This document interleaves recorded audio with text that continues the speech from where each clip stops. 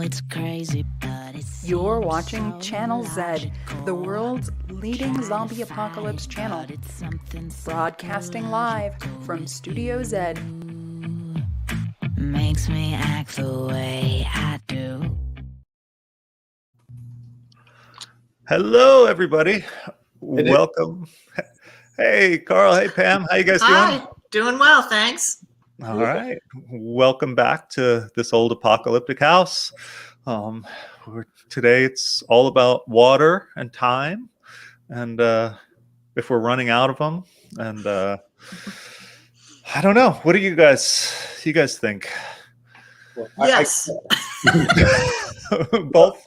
I like to be the cup half full person, so I'm interested in seeing what strategies we have to try to curtail the yes that Pam just put forward. Okay. Yeah, I think so. Here's one thing that I think really does bring the idea of the yes sort of front and center is this map of where groundwater levels have been dropping, and you can see the Southwest where we are does not look good. The Midwest doesn't look so good either. Yeah. California, a lot of these are really dropping. And Phoenix, we were just chatting about how apparently a lot of places in Phoenix might run out of water. Pam, you said they're building some places where. Yeah, the Pinal County, which is south of Chandler, south of the major Phoenix, Tempe, Mesa area.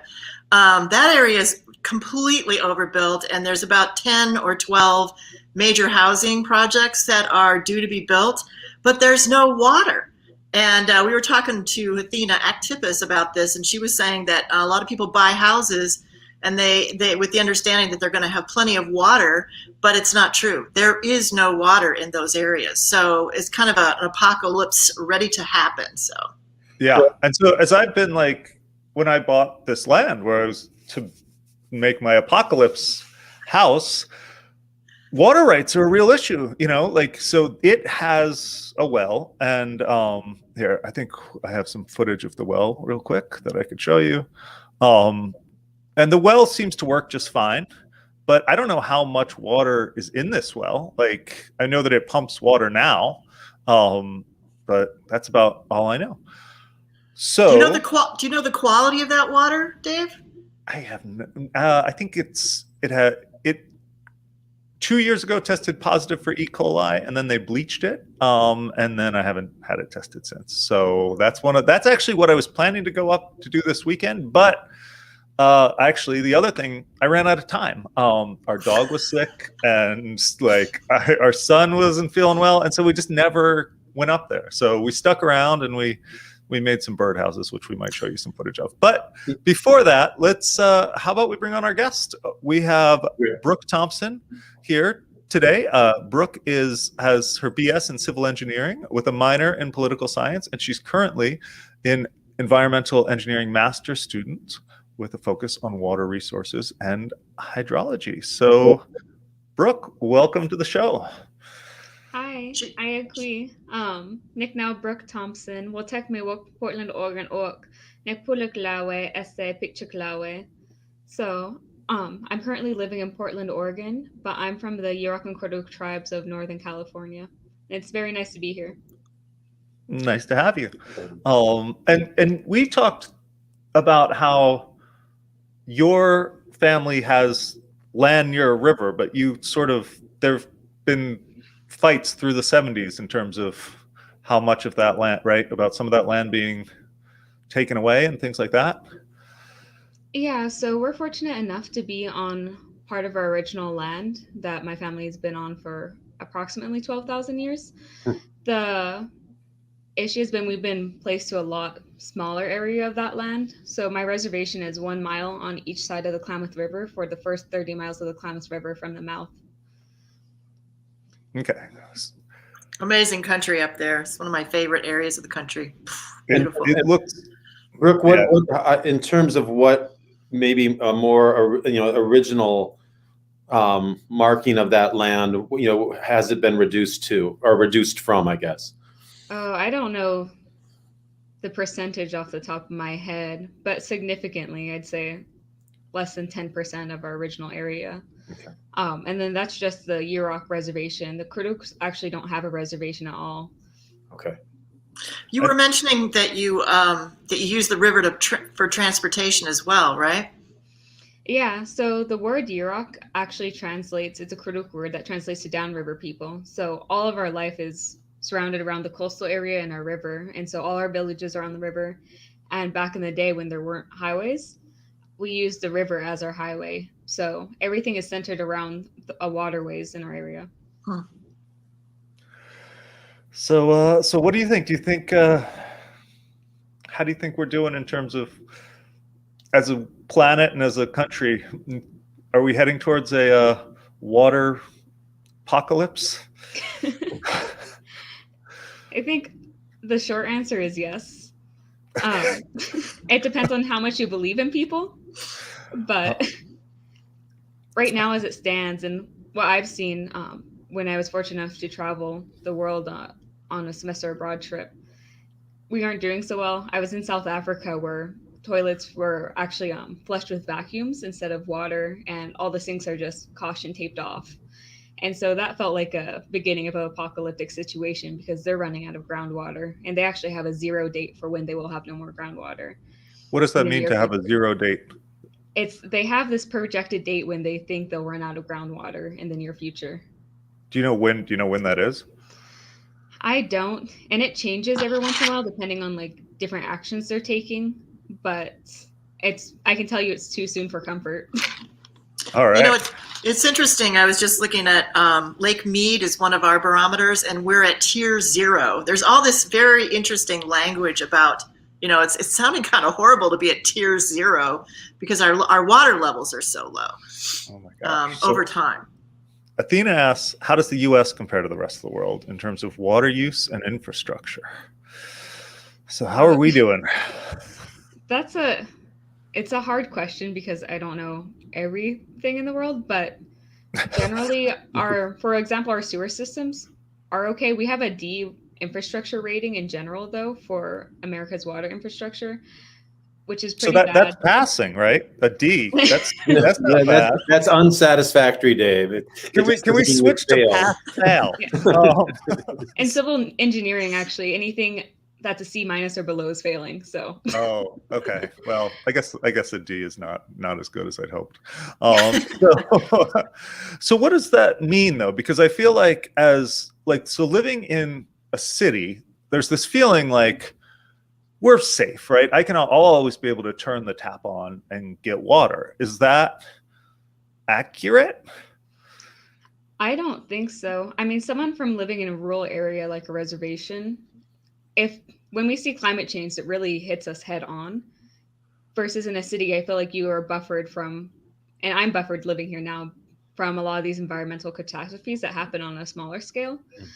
So I grew up drinking out of streams in the mountains, and my family still does when we go to ceremony or even when we're driving to someone's house. We know there's certain streams that we can drink from. But obviously you can't do that in the city, and then there will be times where someone will contact you from the city and your water's just not going to work that day or that week while they're doing construction. And pipe lifespans are about 75 to 100 years, and we're past most of those lifespans. I spent a lot of time replacing cracked clay pipes in Portland with the City of Portland, BES, Bureau of Environmental Services, and the AWA, American Water Works Association, AWWA, estimates there's about $1 trillion necessary to maintain service and demand for the next 25 years. Wow. You know, it blew me away when I moved down here that they have water and ice stores. We don't drink out of the tap. I don't know if you, Dave, but we don't because we can't stand the taste. So we go to, like once or twice a week, we go to a water store. Oh, Very odd. We run ours through a Brita, and that's all right. But I mean, I have noticed even with water quality, I know I checked, in Mesa,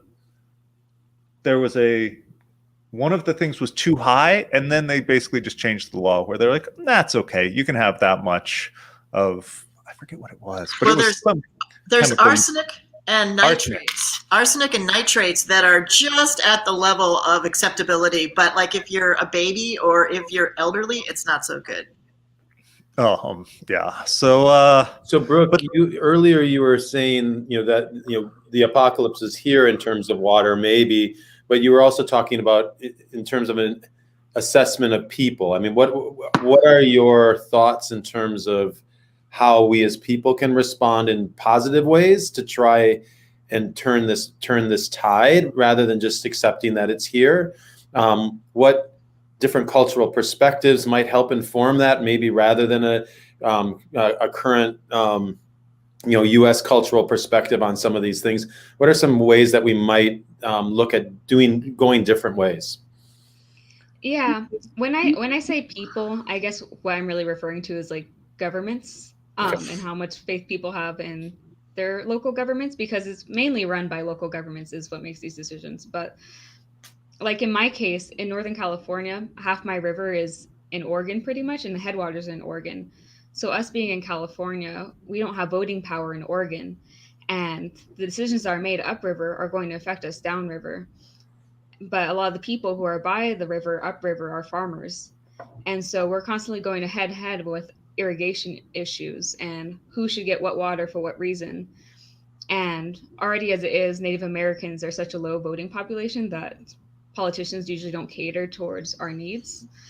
And so it's really a struggle to like press why why things are important to us, even if they're not important to everyone else, why they should still be kept alive, such as like our salmon populations, our eels, our sea life that we really depend on that aren't as important to other people. Mm. So definitely part of that is respecting traditional ecological knowledge that indigenous people have in the spaces they've been living for thousands of years, and recognizing that as legit and taking that into account when policies and procedures are passed for different areas.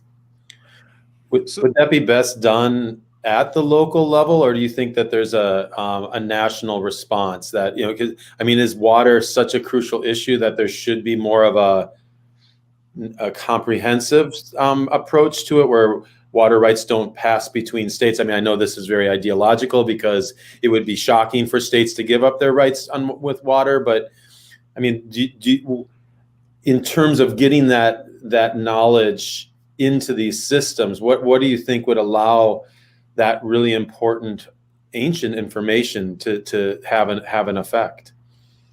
Yeah, so for me, my general approach with politics is always a top down and bottom up approach, meaning we need to address concerns from all aspects, from the level of the people, local government, state, and federal government. And when I was an intern in the Senate, one thing I heard quite often is that if you want to make real impact and difference, work at your local government level, don't work in the Senate. Because especially like controversial ideas and tasks are really hard to pass there. And so it would be idealistic if something could happen on the federal level, but just knowing how it is currently, I think that's a bit harder of a task to complete. Can I ask a question? Like, what sort of thing would count as something? Like, I'm like, let's say we wanted to provide enough water for everyone, right? Like, is that possible? Is there a way we can do that, or are we just at a point where we're consuming more water than you know what I mean?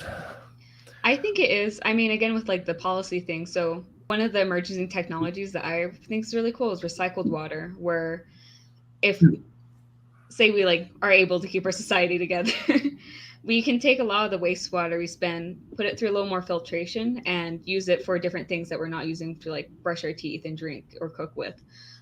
So like flushing toilets or cooling systems or things like that we can use recycled water for.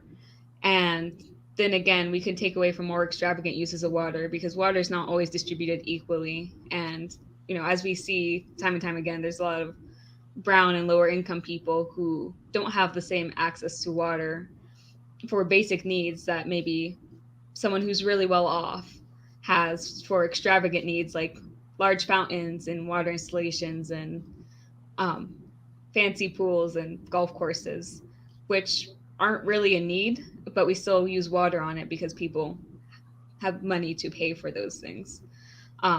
So I definitely believe in having accessible water for everyone, which, you would think would be like a basic human right. Yeah. So because if I guess where I am now, right? Like I own my home, and I suppose I could put in a recycled sort of a water recycling thing. But if I was renting in an apartment or a townhome, like what sort of options would I have?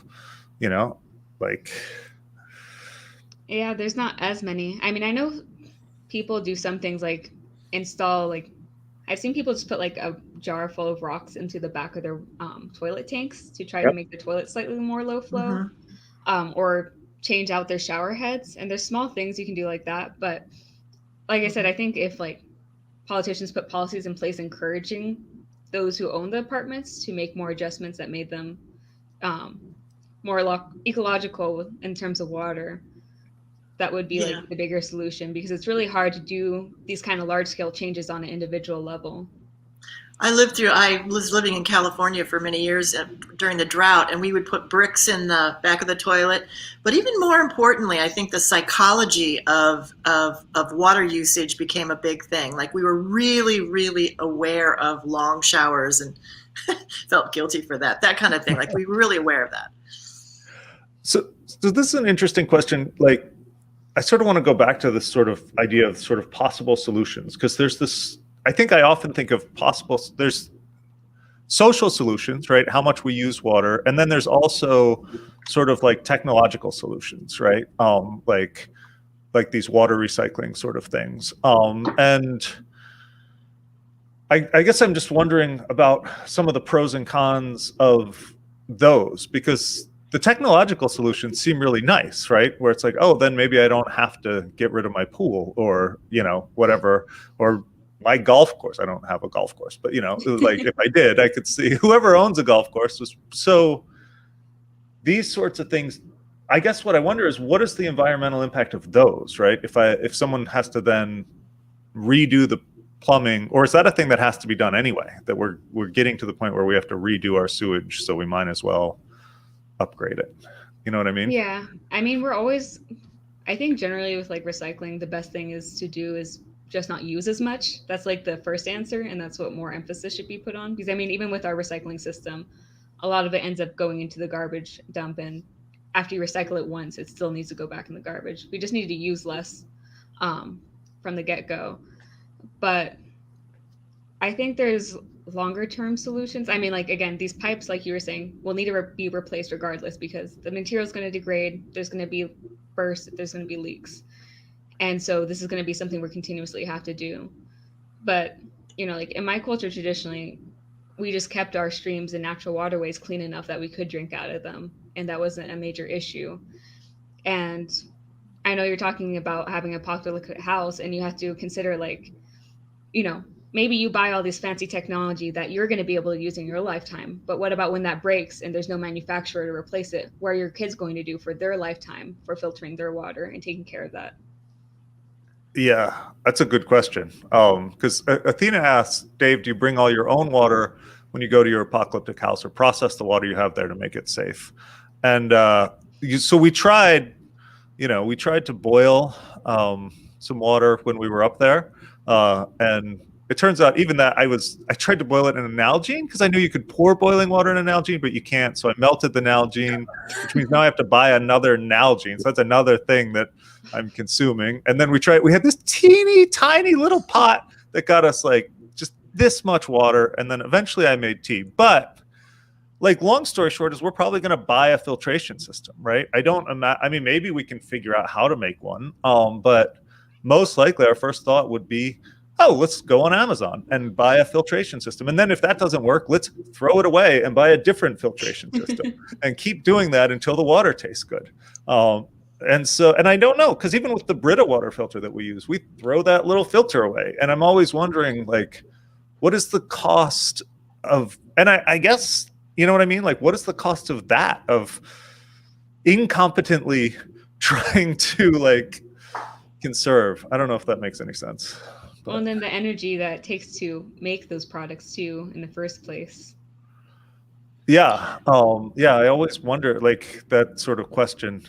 Athena wants to know if the analogy melted. Yes, it melted, but maybe it's still usable. But I don't know. Maybe then it's not safe. I'm not quite sure. So, But even with the you're using a fireplace, right, and wood, and that's going up into the air. So what about that? I mean, is it better to just boil it on the fire like the old ways, or what do you think? I'd be less concerned personally about making a fire. I mean, unless you're making a forest fire on accident, but Yeah. that's Like- not too significant. compared to like buying a water filter, or Well, I mean, like even like think about the emissions coming out from a fire versus like every single piece of material that was harvested, the CO2 coming from the machinery that harvested the material for that filter, and the transportation costs that took to ship each of those pieces to the factory and then to your doorstep. I think the emissions from a fire would probably be less than that entire process to make a filter. oh, that's really interesting. Because that's the thing I've wondered. Because I've heard like, oh, don't burn wood, because that's bad for the environment. But I was like, well, when we're up there, we have wood, and so, but yeah. Brooke, I'm wondering. You talked to the idea of that access to water is a basic human right, but that's also coupled with the idea that many, especially in many fully developed nations in terms of technology, assume that water is just infinite. And that it will always be there. Yet we know that that's not the case. Yet everybody, I mean, maybe it's just that the immediate access of being able to turn a faucet on and water comes out. What are some thinking that you or colleagues are having about how we shift the mindset into a conservation pattern versus it will always be there infinitely? So I don't know what my colleagues at Stanford would say, but this is again where I feel like a traditional ecological mindset would make a big difference, because right, these pipes have maybe like 70-year design life if they don't break. And for us, a lot of indigenous communities have at least 140-year mindset. So we try to think 7 generations down the line, when I think in the Western world, people are concerned mainly about themselves and their kids and not about their great, great, great grandkids. Right. And so all our decisions have a longer term mindset. And I think a lot of our decisions would change if we had to think about what this piece of plastic in our hand would do 7 generations from now versus what am I doing with it today, and how's it going to be out of my life when I throw it in the garbage tomorrow. So changing a value set, I think, is like one of the first goals into changing the policy. Can I ask how you sort of like implement like this 140-year mindset? Is it a thing that like before building something you would have like a discussion about, or like, because Yeah, I mean, tribal cultures are a lot more community based too. I mean, we still are. You can see that with like a lot of indigenous people, when we say our close family, we mean like our first, second, third cousins, my grandpa's siblings and all their descendants. And that's my close family. But I'm on my white side of my family. I don't know a lot of my cousins at all. Like I'll say hi to them at reunions and that's it. I'm not seeing them on the daily. They didn't grow up in my same household. So yeah, it's definitely more community-based approach as well. And I think there's, the community aspect of it too, but then also like the individual aspect where you're just thinking about that constantly and taking that into account with even small actions. There's a really great foundation called the Long Now Foundation that's based in San Francisco, and it's this that they want to build a 10,000-year-old clock. And originally they thought, oh, we'll just automate it, and that means it'll always go and go and go. But then they realized, no, they want to have, it requires people to watch over it every day so that people are paying attention to it. And Brian, who's one of the clock guys, told this great story about the new college in England. And 500 years ago, they built their buildings with these big trees. And recently they had an issue because they realized that all their buildings were failing. Everybody was freaking out about it. But then they went back and the gardeners were like, oh, it's not a problem because when 500 years ago, we actually built it, we planted the trees we knew we would need now when the buildings started to fail. So it's that kind of thinking, that long-term thinking. That's a really interesting one. And when we were talking ahead of the show, Brooke, you sort of talked about this idea of thinking about what will happen when you stop using a a building. And I just want to show, I have one last little 1 minute since we couldn't go out of town. My kids and I tried making little birdhouses. Then here it is. And I'll show you guys this and we can talk about, we used 4 different options. So. Okay, so we have normal little birdhouse paint. Dad, this paint is marshmallowy. It won't be Instagram famous if it doesn't look nice. I'm gonna use the red and the white from one to make pink. You can't stop me, it's called art. What is that? It's like wood stain. Right, what do we get that for? We were gonna make a little chair, but we just ended up using like bricks. Oh, geez. It went on a roll. Immediately placed rags, soap, remaining in a sealed, water-filled metal container. Oh my goodness. We don't know what's in it and it smells bad. And then we also made mud with sand and water and dirt. In a video. Oh, sorry, I'm sorry. I'll come with You know those safety goggles we got? you want some? Are you okay? Okay. And So yeah, so we basically just, we were trying, we're trying with stuff we could find and stuff we could buy. And we were like with the lacquer, it was really hard to dispose of. But there is the question of, I don't know, will it last, right? And should it last, I guess is the question. I think should it last is the more important question. should it last? I mean, so with a birdhouse, maybe it doesn't necessarily have to last, right? But if we're sort of doing this because we're thinking, well, what if we're building a real house for people, right? Then should it last? And how long? Like, because in a city, it seems like you want it to last, right? Yeah, but also again with the city, you're cushioned from the repercussions of a lot of those actions. If you're living in your apocalyptic house and now you have these birdhouses and you realize you can't just put it somewhere, it's going to disappear the next day. You're going to have to carry it for, the end of time until it's end of time. The one with the mud on the outside is probably going to fall apart in the next large rain. Right. Yeah. That not look so pretty, but it's eventually going to go away. But then the other ones with like the lacquer and stuff, your great grandkids might still have that birdhouse and it's going to be smelling weird and looking weird, but it's still going to be there and you have to deal with that. And so like thinking about, we want things to decompose. We want things to go away. And these right now, we just have huge landfills full of stuff and then we can't reuse the materials. So maybe the idea is we just accept that things will need to be fixed and sort of trust that then, not that they'll necessarily, like things will need to be fixed and that people will be there to fix them. And so we just try to make things in a way where as they need to be fixed, they don't poison the people who are there fixing them.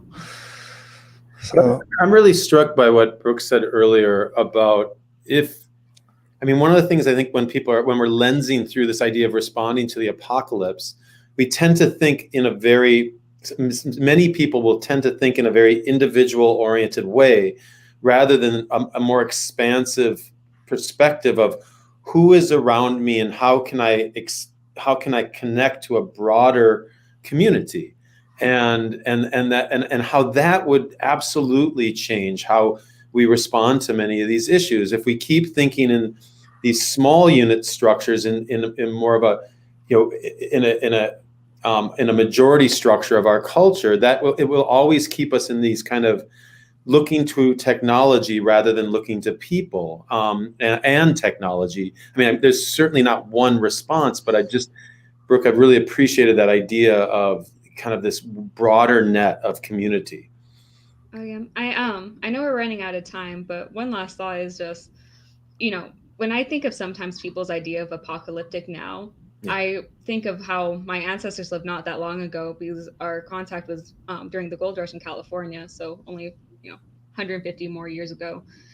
And that would be apocalyptic to a lot of people, not having cell phones, not having electricity, not having what people consider running water or toilets that flush. And we had so much time on our hands and were peaceful enough that we did a lot of crafts. We embellished a lot of our things, made amazing baskets because we had enough time on our hands and weren't constantly fighting to survive. And, we make our pots out of baskets and then we use the rocks and heat them up and put the rocks in the basket to boil the water. And that basket will break down over time. And then when it does, we just make a new one with the materials around us. And it's worked for us for thousands of years. And I know it sounds horrible to some people now, but I do think there's hope. And as long as we don't pollute like what we have right at this moment, then there's still hope. Like if something horrible happened, that I could go back to that at least. But it starts with keeping the environment clean right now. I like that. I think that's a great thought to end on. Thank you so much for joining us, Brooke. Thank you. We will see you all next time. I know it's crazy, but it seems so logical. I can't deny that there is something supernatural with you. Makes me act the way